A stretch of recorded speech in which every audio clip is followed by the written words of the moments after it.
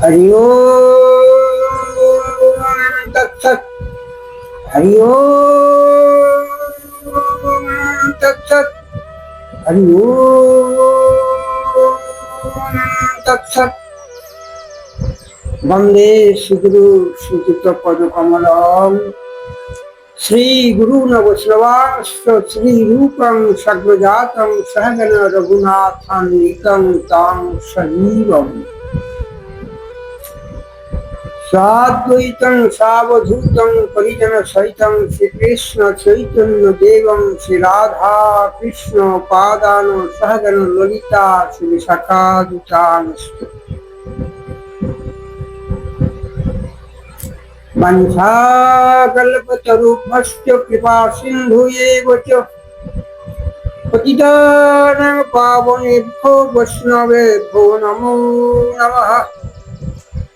चेतदर्पणमार्चनं भवमहदावक्मि निष्पापनम् श्रेयप्रैरवचन्द्रिका वितरणं विद्यावधूजीवनम् आनन्दाम्बुधिवर्धनं पूर्णामृतसाधनं सर्वात्मस्नपनं परं विजयते श्रीकृष्ण संकीर्तनम्। अजानुलम्बितभुजकनकावदातै संकीर्तनपितरै कमलायताक्षै विश्वम्भरद्विजवरयुगधर्मपालै वंदे जगत्प्रियकरै करुणावतारै हे श्रीकृष्ण चैतन्य नित्यानंद अद्वैतै गौरदये पुष्पवन्तै नित्यै शुद्धैतानुदै पंचतत्त्वात्मकं कृष्ण भक्त रूप स्वरूपकं भक्तावतारं भक्तच्छं नमामि भक्त शक्तिकम्। हे कृष्ण करुणा सिंधु दीनबंधु जगत्पते गोपेश गोपिकाकान्त राधाकान्त नमस्ते। तप्त कांचन गौरांगी राधे वृंदावनेश्वरी विश्वभानुसुतां देवी तं नमामि हरिप्रिये। हरे नाम हलो नास्ति गतिरन्यथा। हरि ओम तत्सत्। हरि ओम तत्सत्। सत्य साधना मानव धर्म। आज আমাদের আস্বাদনের বিষয় তা হলো ভক্তি রসামৃত। এই যে ভক্তি মানব হৃদয়ের সর্বশ্রেষ্ঠ আত্মচৈতন্য প্রসূত নির্মল অভিজ্ঞানের সরসতা, যাকে আমরা বলি ভক্তি। ভক্তি মানব হৃদয়কে বিগলিত করে। কারুণ্য, ক্ষমা, সরলতা, অহিংসা, আর্জব, ত্যাগ, সহিষ্ণুতা, বিবেক, চৈতন্য জ্ঞানের রসময় আত্মপ্রেম, এই ভক্তির থেকে নিরন্তর হৃদয়কে পরিশুদ্ধ করে। এজন্য মানব হৃদয় ভগবানের সর্বশ্রেষ্ঠ প্রিয় স্থান। তাই প্রতিটি ব্যক্তির কর্তব্য তার মাতা পিতা গুরুজন বয়োজ্যেষ্ঠদের প্রতি ভক্তি শ্রদ্ধাদি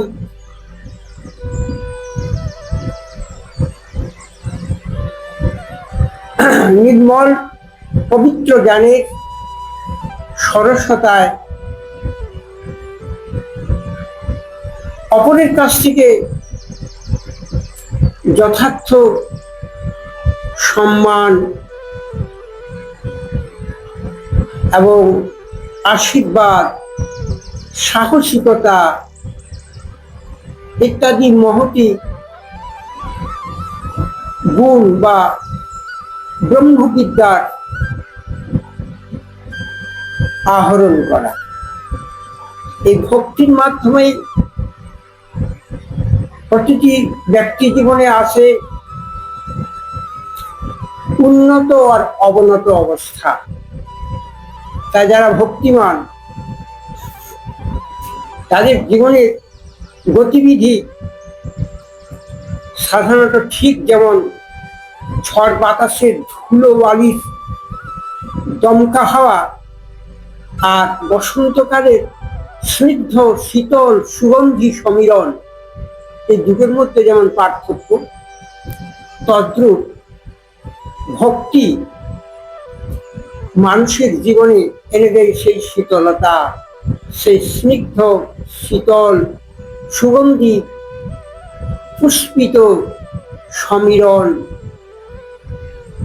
ঠিক যেন জীবনে এনে দেয় পরিপূর্ণ বসন্তের উচ্ছ্বাস।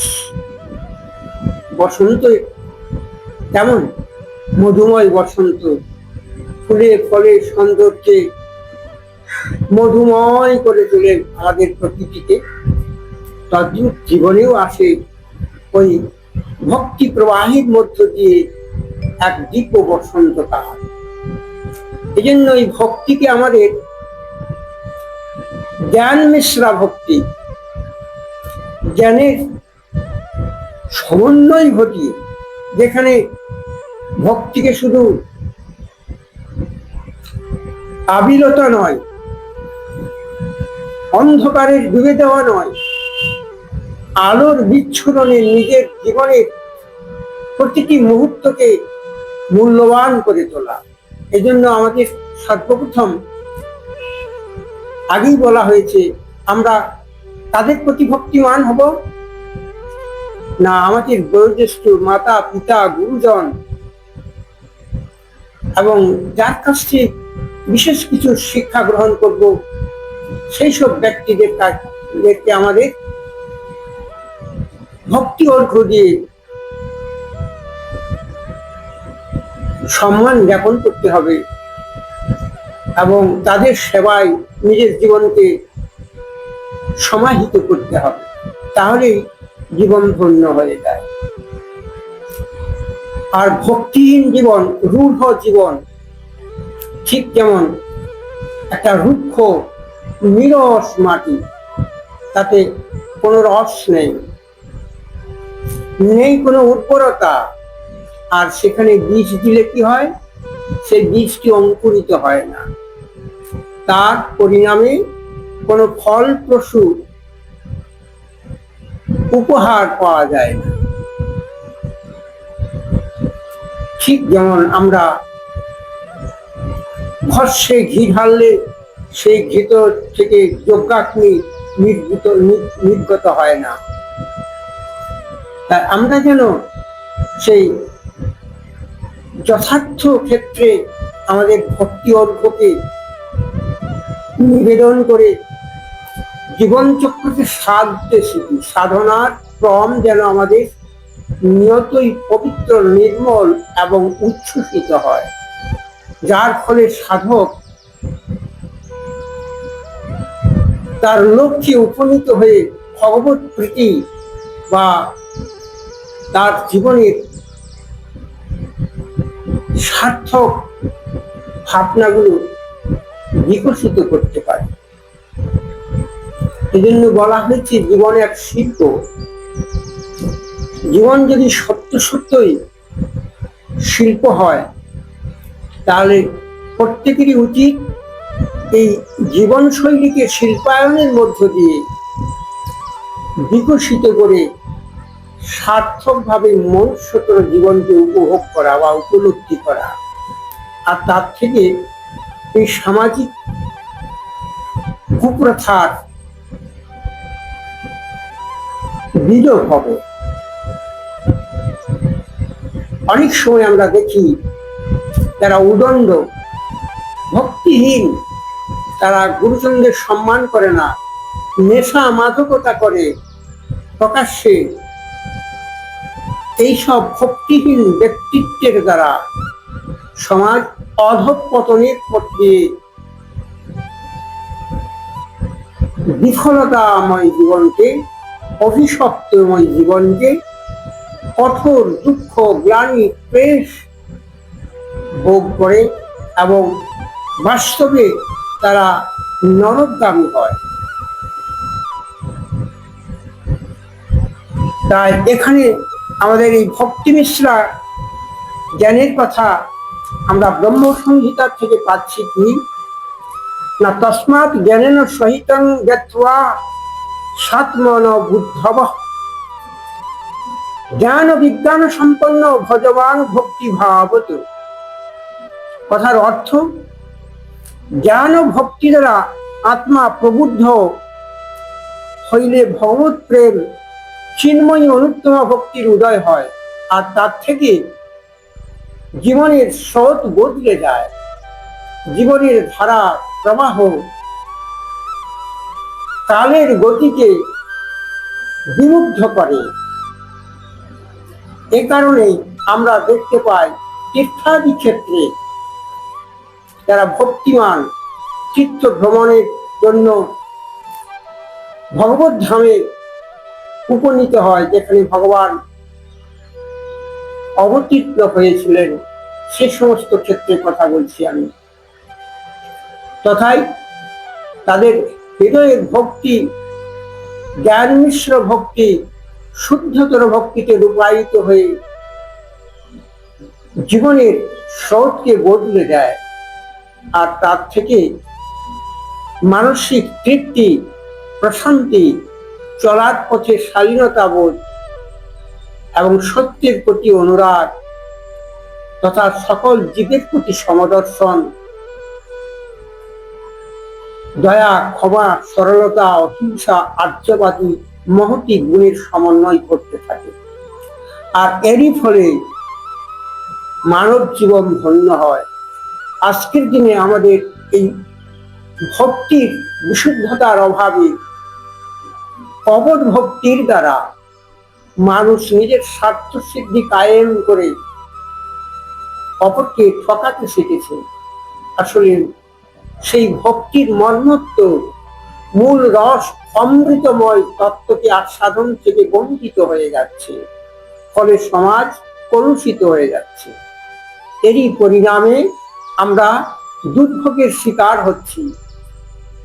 নানানভাবে প্রতারণা, হিংসা, আত্মকলহ, হানাহানি, এই নিয়ে শুধু ভারতবর্ষই নয়, পৃথিবীর সমগ্র দেশে এক অনৈতিকতার বিস্তর প্রভাব সমাজকে কলঙ্কিত করিতেছে, তথা সমাজ জীবনে অভিশাপ রূপে বড় দুঃখ ক্লেশময় হয়ে উঠেছে। এই বাস্তব সত্যটি আমি আমার শ্রোতা বন্ধুদের, শ্রোতা মাতৃত্বদের এবং গুরুজনদের প্রতি নিবেদন করছি যে এহেন দুর্বৃত্তায়নের যুগে কলি অভিশপ্ত মানব জীবনকে কত দুঃখ ক্লেশ যাতনা বহন করতে হচ্ছে শুধু আমাদের হৃদয়ের প্রবৃত্তিটুকে আমরা বদলাতে না পেরে। তাই ভক্তি অর্ঘ্য, ভক্তি রসামৃত হৃদয়কে সদা সর্বদাই শুদ্ধতর, প্রশান্তিময়, বিবেক চৈতন্যের শুভ আলোকময়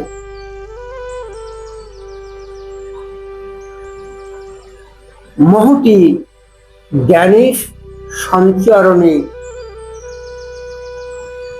জীবন ধন্য করে তোলে। বিশেষত ভক্তিমূলক কাব্য, ভক্তিমূলক শাস্ত্রাদির প্রবচন, ভক্তিমূলক সাংস্কৃতিক অনুষ্ঠান সমগ্র মানব জীবনে এনে দেয় পরিপূর্ণতা। এই জন্য ভগবান তিনি সম্মুখে বলেছেন,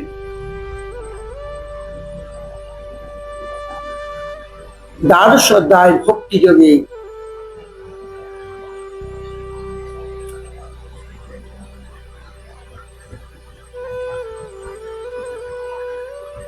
সুখ আর দুঃখকে সমভাবে গ্রহণ করে কালের স্রোতে আমাদের বিপরীত মুখে এগিয়ে যেতে হবে,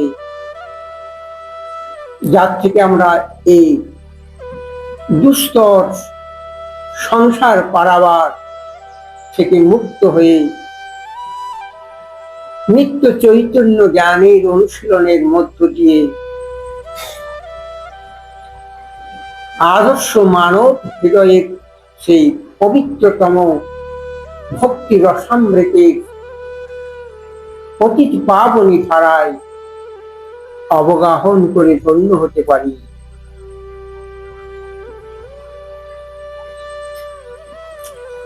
হরে কৃষ্ণ কৃষ্ণ কৃষ্ণ হরে হরে, হরে রাম রাম রাম হরে হরে।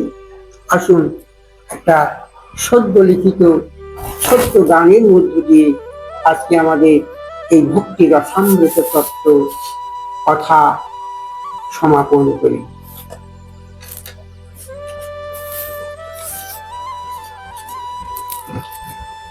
ফুল ফোটে শাখে শাখে কুহুকে ডাকে, কি মধুর তার।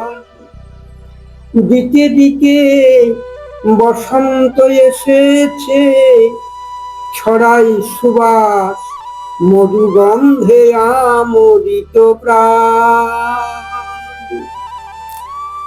কচি কিশলয় ঢেকেছে বনানী, মুগ্ধ মুখর হৃদি কুঞ্জে জেগে ওঠে সুর। এসো গাহি সাম্যের জয়গান। ফুল ফোটে শাখে শাখে কুহুকে ডাকে, কি মধুর তান।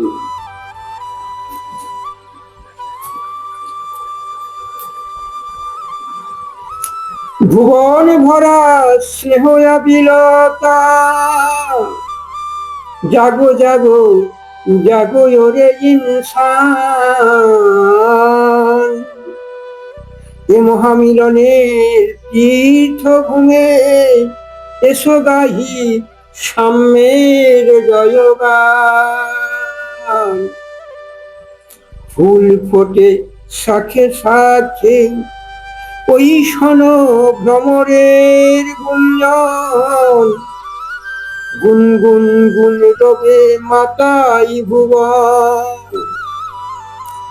বিস্ময় ভরা নয়ন মেলি চেয়ে দেখো, থরে থরে পুষ্প দলে দোলাই সমীরা।